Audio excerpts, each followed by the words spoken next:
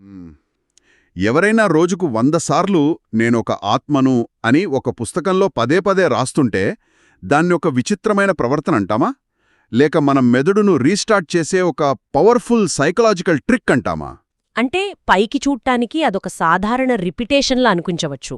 కానీ సైకలాజికల్ కోణంలో చూస్తే అది కేవలం ఒక వాక్యం రాయడం కాదు. మ్మ్. తన ఐడెంటిటీని, తన అస్తిత్వాన్ని, తన సబ్కాన్షియస్ మైండ్లో అత్యంత లోతుగా నాటుకునే ఒక సంక్లిష్టమైన ప్రాసెస్ అది. రైట్. ఈరోజు మన ఈ లోతైన విశ్లేషణలో సరిగ్గా ఇదే విషయాన్ని అన్వేషించబోతున్నాం.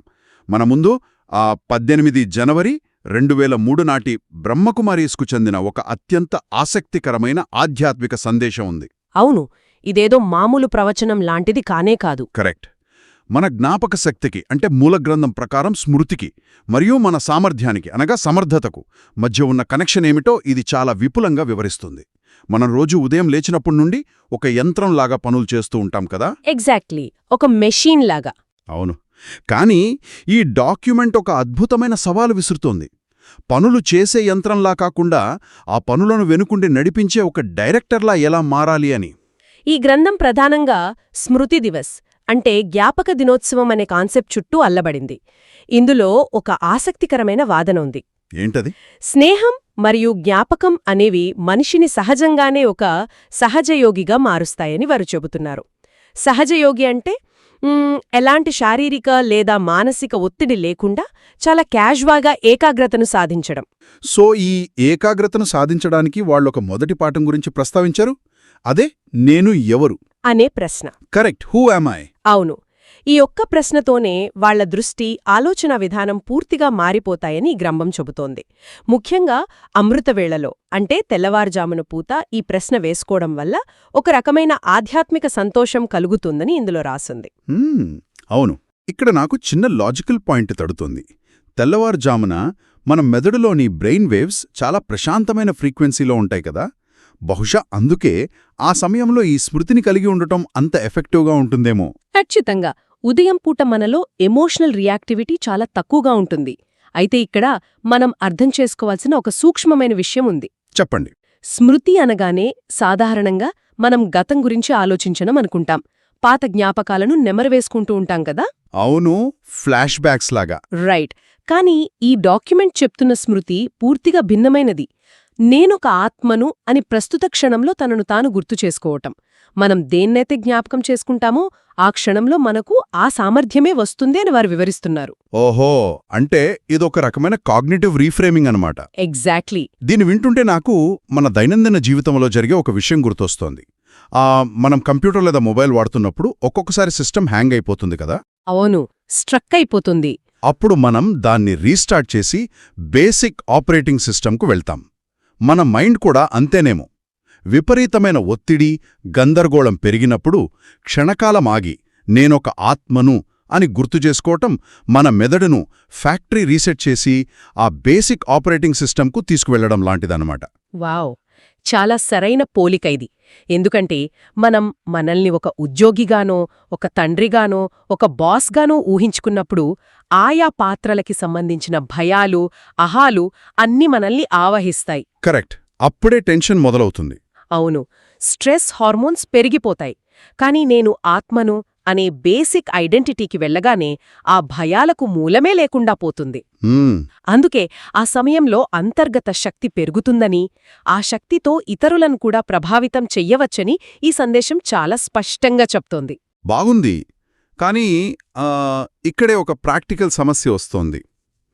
ఉదయం పూట ఆ అమృతవేళ సమయంలో ప్రశాంతంగా కూచున్నప్పుడు అంత బాగానే ఉంటుంది. బ్రెయిన్ రీసెట్ అవుతోంది. ఆ ప్రశాంతతను మనం ఆస్వాదిస్తాం. అవును. కానీ రోజువారీ పనులు మొదలుపెట్టగానే, ట్రాఫిక్లో చిక్కుకోగానే, లేదా ఆఫీస్లో ఎవరైనా కోపగించుకోగానే ఆ ప్రశాంతత ఎందుకు మాయమవుతోంది? కర్మలు చేసేటప్పుడు ఆ సోల్ కాన్షియస్నెస్ నిలపడం ఎందుకు అంత కష్టంగా మారుతోంది? దీనికి గ్రంథం అద్భుతమైన జవాబు ఇచ్చింది. ఇక్కడే మనం సైకాలజీలో చెప్పుకునే అబ్జర్వర్ ఎఫెక్ట్ లాంటి ఒక కాన్సెప్ట్ని వారు పరిచయం చేశారు. ఆ పదాలే కరణ్ హార్ మరియు కరావన్ హార్. అంటే చేసేవారు మరియు చేయించేవారు కదా. అవును. మనం పనులలో మునిగిపోయి ఇది నేనే చేస్తున్నాను అని అనుకున్న క్షణమే మనలో ఒత్తిడి మొదలవుతుంది. ఈ అహంకారమే భయానికి దారితీస్తుంది. కాని ఈ డాక్యుమెంట్ ప్రకారం ఆత్మ అనేదే పనులు చేయించే ఒక డైరెక్టర్. అంటే మన ఇంద్రియాలు ఏవైతే ఉన్నాయో, కళ్ళు, చేతులు, నోరు, ఇవన్నీ కేవలం మనం వాడుకుంటున్న పనిముట్లు లేదా ఉద్యోగులు మాత్రమే అంటారు. ఎగ్జాక్ట్లీ. వాటిని మనం డైరెక్ట్ చేయాలి. ఇంద్రియాలను అలా ఉద్యోగులతో పోల్చడం చాలా ఇంట్రెస్టింగ్గా ఉంది కదా. ఇందులో సంస్థ వ్యవస్థాపకులైన బ్రహ్మబాబా నిర్వహించిన రాత్రి కోర్టు గురించి ఒక అద్భుతమైన ఉదాహరణ ఉంది. నైట్ కోర్ట్, అవును. పడుకునే ముందు ఆయన తన ఇంద్రియాలను ఒక యజమానిలా ప్రశ్నించేవారట. ఈరోజు నా కళ్ళు ఏం చూశాయి, నా చెవులు ఏం విన్నాయి, నా నోరు ఎలా మాట్లాడింది, ఉద్యోగులుగా మీరు మీ పని సరిగ్గానే చేశారా అని. ఒక రకమైన సెల్ఫ్ ఆడిట్ అన్నమాట. నిజం చెప్పాలంటే ఈ రోజుల్లో మన కళ్లకు అలా రాత్రి కొట్టు పెడితే వరుసగా 4 గంటలు యూట్యూబ్ చూసినందుకు ముద్దాయి బోనులో నిలబడాల్సొస్తుంది. నిజమే. వినడానికి ఇది కొంచెం సరదాగా అనిపించినా దీని వెనుక ఉన్న సైకలాజికల్ మెకానిజం చాలా శక్తివంతమైనది. పగలు జరిగిన నెగటివ్ సంఘటనలను మన మనసు అలాగే పట్టుకుని నిద్రలోకి వెళితే అది సబ్కాన్షియస్ మైండ్లో పేరుకుపోతుంది. అవును, నిద్ర కూడా సరిగా పట్టదు. కరెక్ట్. ఈ రాత్రి కోర్టు ద్వారా మనం ఆ సంఘటన నుండి ఎమోషనల్గా విడిపోతాం. నా కళ్ళు చూశాయి, నా చెవులు విన్నాయి, కాని నేను వీటికి అతీతుడిని అని విశ్లేషించుకోవడం వల్ల ఆ పనుల తాలూకు మానసిక భారం రాత్రికి క్యారీ అవ్వదు.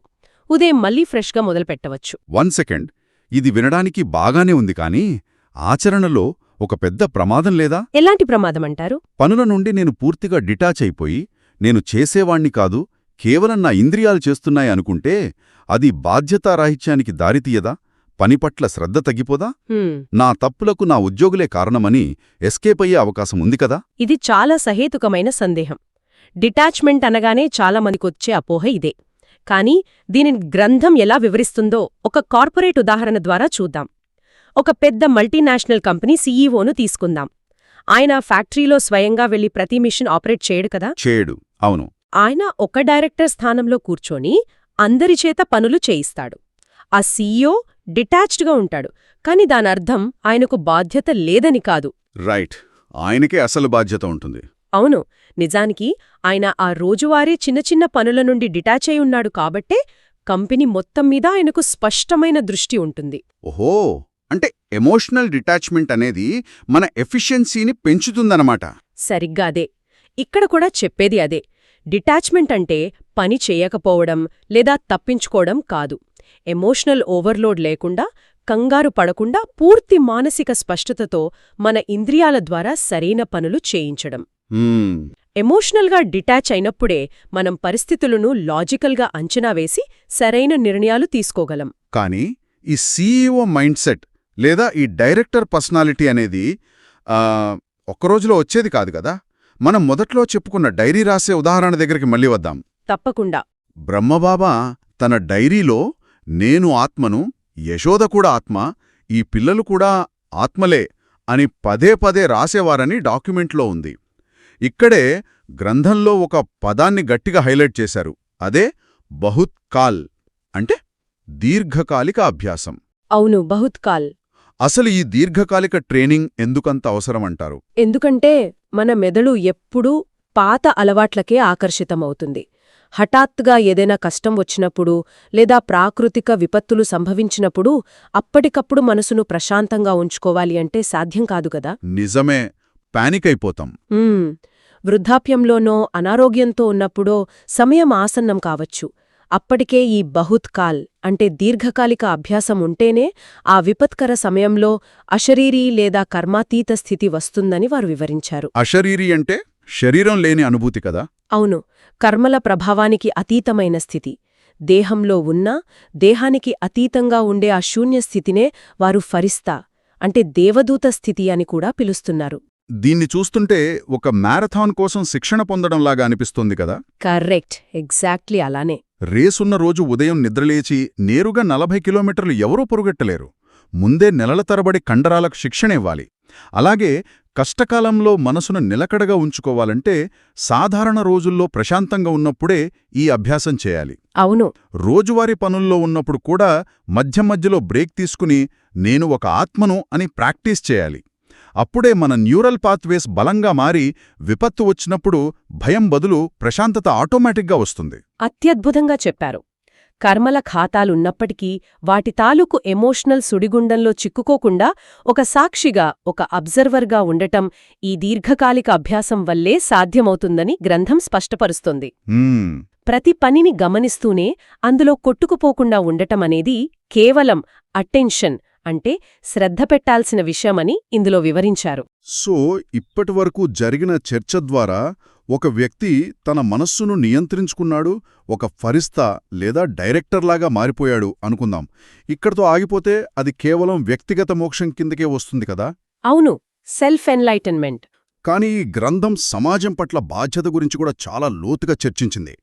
రాబోయే శివరాత్రి కార్యక్రమం గురించి ప్రస్తావిస్తూ దారి తప్పిన, అశాంతితో ఉన్న ఆత్మలకు కనీసం ఒక చుక్క శాంతినైనా అందించాలనే లక్ష్యం పెట్టుకున్నారు. ఇక్కడ ఈ డాక్యుమెంట్లోని అసలైన గ్లోబల్ విజన్ మనకు అర్థమవుతుంది.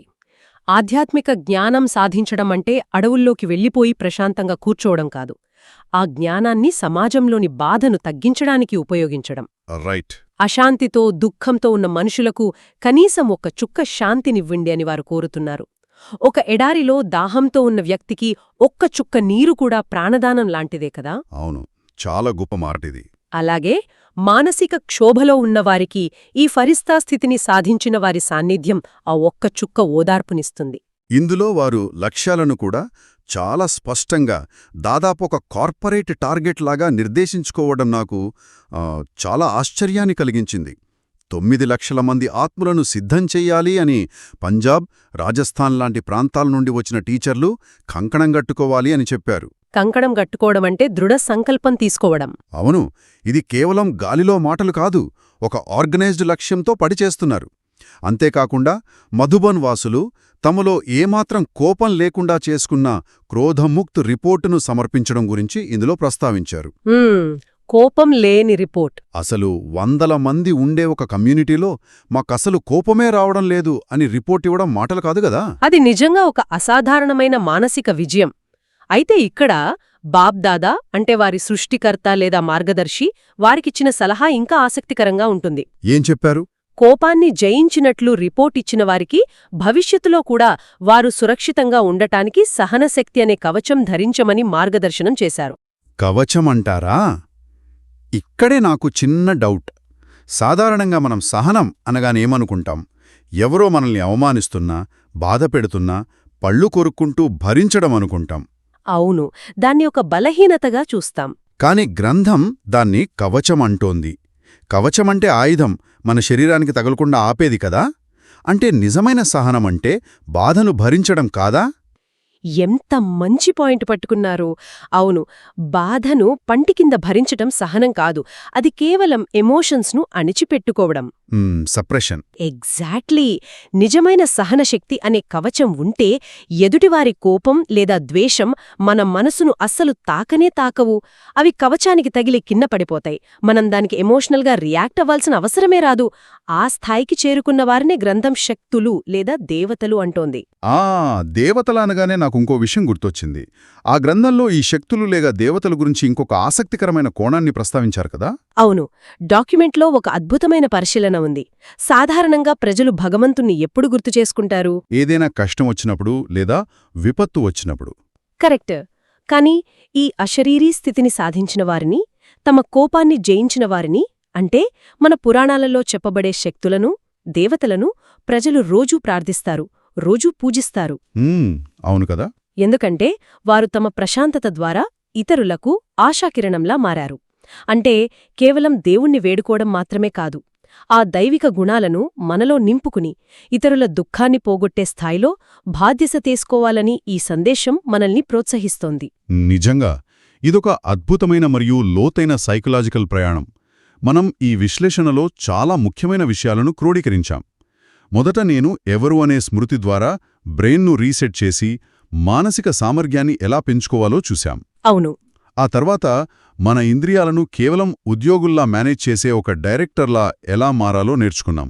అలాగే ఏదో ఒకరోజు హఠాత్తుగా కష్టాలు వచ్చినప్పుడు తట్టుకోవడం కోసం కాకుండా ప్రతిరోజూ డైరీ రాయడం లేదా రాత్రికోట్లాంటి పద్ధతుల ద్వారా ఈ బహుత్ కాల్ అభ్యాసాన్ని ఎలా పెంచుకోవాలో చూశాం. కరెక్ట్. చివరగా ఆ ప్రశాంతతను ఒక కవచంగా మార్చుకుని ఇతరులకు ఎలా పంచిపెట్టాలో అర్థం చేసుకున్నాం. ఇదంతా వింటుంటే దైనందిన జీవితంలో ప్రతి ఒక్కరికీ ఇది ఎంతో పవర్ఫుల్ టూల్గా పనిచేస్తుందనిపిస్తోంది. ఎప్పుడైనా ఆఫీస్లో ఉన్నప్పుడు లేదా ఇంట్లో ఏదైనా సమస్య వచ్చి ఒత్తిడి పెరిగినప్పుడు క్షణమాగి నేను కేవలం ఈ పనిలో కూరుకుపోయినవాణ్ణి కాదు, ఈ శరీరం ద్వారా పని చేయించే డైరెక్టర్ని అని గుర్తు చేసుకుంటే చాలు. ఎగ్జాక్ట్లీ. ఆ ఒక్క థాట్ మన బ్రెయిన్లోని ఎమోషనల్ సెంటర్స్ను షట్డౌన్ చేసి లాజికల్ థింకింగ్ను ఆన్ చేస్తోంది. అవును. ఈ గ్రంథం ద్వారా స్పష్టమైన విషయం ఏమిటంటే, ఈ రకమైన డిటాచ్మెంట్ అనేది మన పనితీరును దెబ్బతీయదు సరికదా, దాన్ని ఎమోషనల్గా మరింత సమర్థవంతంగా బ్యాలెన్స్డ్గా మారుస్తుంది. పర్ఫెక్ట్గా చెప్పారు. ఇక ఈ లోతైన విశ్లేషణను ముగించే ముందు మనం మొదట్లో మాట్లాడుకున్న డైరీ రాసే ఉదాహరణ వెనుకున్న ఫిలాసఫీని తీసుకుని మన అందరి ఆలోచనకు ఒక లోతైన ప్రశ్నను వదిలివేద్దాం. ష్యూర్. ఒక్క క్షణం మనం వాస్తవంగా ఆలోచిద్దాం. ఈ శరీరం కేవలం మనం ఆపరేట్ చేస్తున్న ఒక అద్దె యంత్రం మాత్రమే అని, అందులో ఉన్న మనం కేవలం డైరెక్టర్లం మాత్రమే అని నిజంగా మనస్ఫూర్తిగా నమ్మితే రేపు ఉదయం మనకు ఎదురు కాబోయే మన అతిపెద్ద భయం లేదా ఆందోళన ఎలా మారిపోతుంది? ఆస్తులు పోతాయనో, అవమానం జరుగుతుందనో మనం పడుతున్న ఆ భయం నిజంగా ఈ అద్దె శరీరానిదా లేక దాన్ని నడిపిస్తున్న మనదా? దీని గురించి ఆలోచించండి. ఈ రోజుకు సెలవు.